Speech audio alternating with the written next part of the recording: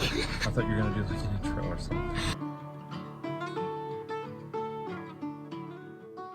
Okay, we are going to talk about why we're going to Ecuador. We realized that we haven't made this video, and we meant to do it a long time ago. Life happened, we forgot. So, we're gonna make this video explaining why we're going to Ecuador, and then kind of like little life updates and what's been going on. We already shared when we're moving, on my last Instagram post, and yeah. So Gabe's gonna share a little bit about like how it all started, like when we first felt called to go to Ecuador. Yeah. So basically, I don't know, I think it was like, what, 2-3 months ago? Yeah, something like we that. were in a church service, and there was this missionary that came in.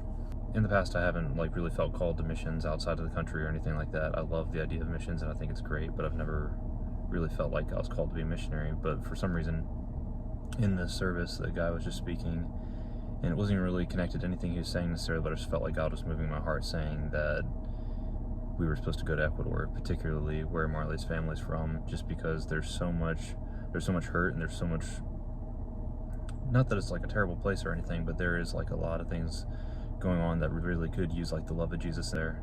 But during that service, I felt like God was calling, and I was freaked out because I didn't really want to. I'm not like, the idea of moving our family and everything is terrifying. And as I felt like God was saying, like, you need to go to Ecuador, and I was like, nah. I was like, that can't be right. I don't want to do that. I've thought about it in the past just as an idea because I thought it'd be kind of fun, but I was like, yeah, long term, I don't think we could do something like that. That sounds terrifying. But I just felt very strongly that the Lord was saying, like, no, I want you to go. Like, you're supposed to go to Ecuador. Like, I want you to up and move to Ecuador. And I was like, okay, I can't think of any reason why, like, we shouldn't be doing this if we're living for God and if we're going to do what He's calling us to do. So throughout the church service, I just kind of freaked out by that, and then it ended, and then I felt literally the same exact thing. Maybe not as strong as Gabe did, but I definitely felt like we were supposed to go to Ecuador. And God definitely spoke to both of us during that service individually. And I knew, but I was like, absolutely no. Like, we're not doing that. And then I look at Gabe. We're usually like the last parents to pick up our kids. So I was like, Gabe, we need to go get our kids. And he looked weird. Like, he just had this, like, I don't know, just like, he just didn't look like himself. And so I was like, are you okay? And he goes, no, we need to talk to his pastor. And I knew exactly why. I knew it. And then I started bawling my eyes out because I was like, clearly God spoke to Gabe as well. Like, it wasn't just me. And then Gabe knew that it wasn't just God speaking to him. Like, he also had spoken to me. So we knew it was real. There was no running from it. And then basically after that service, that Sunday, like a week went by, and every single day that week, little like confirmations. We had little confirmations every single day. And we kept praying about it. Just, we really wanted to feel like peace. We called so many friends to just ask, like, that they're missionaries, like, when did you feel at peace? Like, when did you feel called? Like, anyways. And so basically then, like, a week later, we go back to church, and before we go in, we're like, okay, Lord, like, say yes or say no. Like, open the door wide open or just slam it shut. And we prayed so hard, and we go into this service, and and Pastor Tom, our pastor at our church currently, what basically said something along the lines like, if the Lord placed something in your heart and you are willing to do it, then your answer is yes, do it. And like, Gabe and I looked at each other, and I started crying because I was like, this is our answer. But the fact that was like both like placed in both of our hearts, and we both felt peace about it. So anyways, that's when we found out that we were, like, basically like a week after we just felt that call, we knew that we had to go. Yeah, and that's when it all happened. We were like, well, let's take time to pray about it and, you know, talk about it more and everything, you know, like, maybe we can think about this over the next several months and like pray about it. But it was like within the first week, God just started to like make His plan clear of like, I'm telling you to go. Like, there's no need to like go through all this. Like, it's pretty obvious you're supposed to go. Yeah. And there's a day, I want to say it was in the first week, I can't remember, but we were both, I don't know when it was. We went to it was after. Okay, we went to the consulate in Ecuador to kind of try to talk to them about what it would look like to get the kids citizenship and my visa and all this stuff. And it was like kind of this weird thing that kind of made you feel like, wow, this is actually happening. Like, this could be a legit thing. Like, we could do this. Mm-hmm. We were both super freaked out by it. We were just like, we don't know if we want to do this. Like, this is a huge commitment. And then we also went, because it was in Atlanta, so we went to eat lunch, and then we went to Crate and Barrel. And then I was like, and this is real, guys. This is like my human flesh part of me. But I was like, I am not gonna have a Crate and Barrel in Ecuador. I am not gonna have a West Elm in Ecuador. I am not gonna have a Target. And then I started getting angry, and then I started getting really sad, and then I was like angry and sad and just bawling my eyes out in this parking lot outside of Crate and Barrel, and then I was like, we're not moving. But yeah, that's just like, anyways, it was like a really like just not good day. But what happened though after that is that we went home and we were like, we don't want to do this anymore. Yeah. Like, this is not something that we want to do. Maybe we just misunderstood God. Maybe we were just like all hyped up from the sermon, and we had all these like reasons why we thought that we were probably just, you know, amping it up in our head for no reason. So then we go home and I'm like, you know, I just don't think we should do this, maybe. Like, and as I was saying all of it, I was like, this isn't right. Like, I'm trying to justify not going. I was just like experimenting in my mind if I could feel good about leaving it on the table and not doing it anymore. And I called a great friend from school and a mentor and told him what was going on, and basically the Lord just used him to kind of be like, yeah, dude, I think you already have your answer. And it was pretty obvious. And I was like, as soon as like I decided, okay, yeah, we're gonna go ahead and go through this, there's such a peace, like so much more of a peace than trying to run from it. Yeah. And so it was cool because God used that day to kind of solidify in us, like, we kind of got to be on the other end of the spectrum of like not just hyped up and excited about it, but like, what if we didn't do this? And there was like so much, like such a lack of peace in leaving it and not continuing to do it.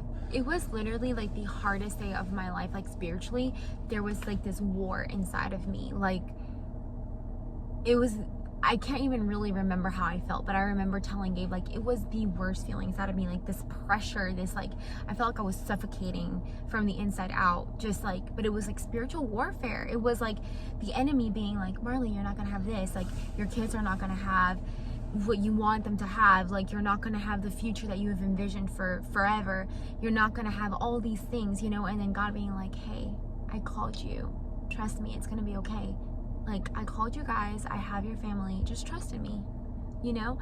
And like, and then after Gabe talked to our friend, and he just like gathered me up and was like, hey, it's gonna be okay. And then like, just remembering that if it's in God's hands, like, it's perfect, it's fine, even if it won't look perfect, even if like life won't be easy and life will maybe be a little harder. And it's okay, because those seasons are seasons of refining. Like, God refines our faith through those seasons, and those are beautiful seasons that we can't take for granted, that we can't wish away. Because like, even like living in the little apartment that we've lived in the last 4 years, like at first I hated it and I was angry all the time, and I'm frustrated Gabe all the time, and I'm sure I annoyed you all the time with like all my complaining and stuff. But like, a couple months ago, it came to realization, like, man, like I needed that season. That season was a gift from the Lord to me, because I needed to work on some crap, and it was good and it's beautiful. And now I look back at it and I'm like, thank you, Lord. Thank you for that season. Thank you for that little apartment that changed me for the better, that changed us for the better. Like, that's the little place that we brought our kids home to, and that's where they took the first steps. And I was like, this beautiful, sweet place that I will always love and adore. And I can't believe that I'm saying this, but I'm like actually sad to move out of that little apartment. I never thought I'd be sad to move out of there, but I'm like so sad to move out. But those seasons are a gift from the Lord. Like, and when you're deep in that dark valley that you feel like you're never gonna leave, like, just think like, okay, like, how is the Lord using this season for us? And so that season will most likely come with us going to Ecuador, because it's a lot of unknown. It's going to be another season of refining, but it's probably like in another way that we need to be refined in. Yeah, and ultimately God didn't call us to be comfortable. You know, nowhere that I know of does it say anything about, you know, Christians have to be comfortable in life, or that life has to be easy. Like, we're here to sacrifice, we're here to serve, we're here to step out and do things, and not to be like, oh, we're great at that or anything. I'm sure it's going to be challenging, but it's definitely going to be hard. I feel like that's something that God's been like, you're speaking to me in, and being like, like, you want to be comfortable in your life, and you want to, and we have been, like, and that's part of being here. Like, there's a lot of things that we wanted to achieve. We wanted to buy a home and all these things, but like ultimately, like, life is pretty comfortable here. Like, there's nothing really super strenuous or whatever. Like, things are pretty easy, but it's like one of the most bland feeling versions of life that I've experienced. It's just, I feel like God's calling us into a place to like step out and do something that is uncomfortable and is scary, and it's harder to do, but a lot of the best things are grown through sacrifice and through difficulty and pain. And I don't even necessarily learning. We don't know that it'll ever get really easy. We don't know that it'll ever get comfortable or normal, or I don't know. But, and we don't know how long or anything. We don't really know. But like, we want to be willing to serve and want to be willing to do what God's asking us to do. And we very confidently feel like God is calling us to go and serve. And we don't even have details on that yet. We don't know what we have no idea. We don't know what we're going to be doing in Ecuador. We're just, even if it's just going there and loving on the people in the area and just trying to be a light to the city there, and then that's what we'll be. But we feel like God's calling us to go there for some reason. If he wants us there, then that's what we want to do, and that's you know, and we're open to whatever it may be. So we have property. We're gonna build our house there. That's our plan. We're gonna live with my parents for a little bit until our house is built, and then ministry wise, we're just gonna go there and figure it out. Like, we know that we've been called. We want to love and serve, and we'll get there and figure out what that is. And then we don't know. We don't have a time limit, like a time. We're going there as long as the Lord wants us to go. And anything else that we're missing? I don't think so. But yes, we will be making little videos here and there to keep you guys updated on what we're doing. Also, this is my first YouTube video. I think this is gonna go on YouTube. Yeah. So I think I'm gonna be making more little YouTube videos, just like vlogs.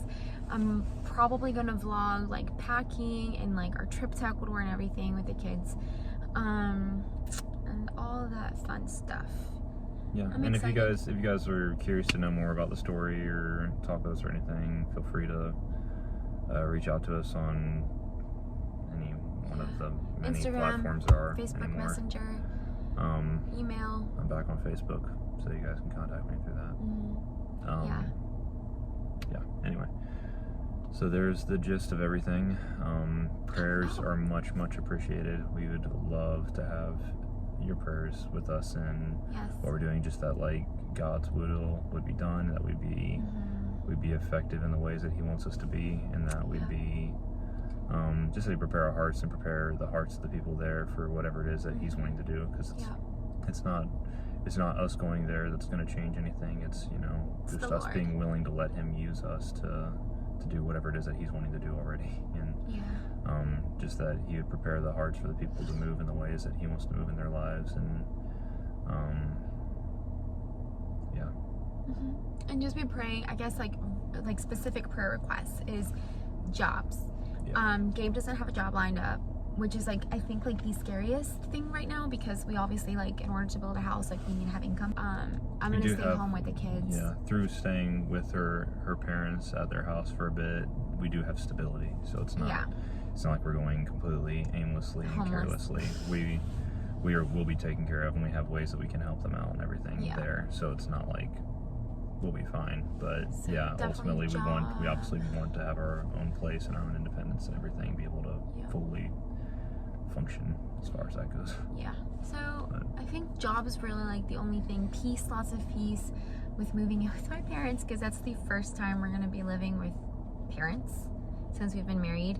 I mean, we live right next door to his parents, but we're not living in their house. Like, in this scenario, we will be living in my parents' house with my parents, sharing the living space, and, you know, so that's gonna be a little different, because culture-wise, like, it's like, it's just the rhythm of like family. Like, I grew up with my parents, so I know what that looks like, and then we look very different. So like, just be praying for that, because I'm kind of like nervous about that. And it's gonna be good. I know it will be good, but obviously and moving in with the parents is not the most ideal situation. But God knew that this was going to happen. So, and then is there anything else, like specific prayer requests? No, I mean, just, I guess for good friends for the kids and good influences and stuff, that's probably like one of my biggest, like, fears, I guess you could say, in going there, just like the kids and who the kids are going to be around, and finding like people that we feel safe with the kids being around and that we can trust, and all that is like the biggest things for me. I think that freak me out is obviously want our kids to be safe and well taken care of, and that's where we're just trusting God. If he's calling us there, then that's what's best for our family and that's what's best for them. Love you guys. Thank you for joining, and like I said, if you guys have any questions, we have Instagram, Facebook Messenger, emails. You guys can send us your emails if you want to do through that. But we will be doing little update videos throughout our time. Anyways, thank y'all. Bye.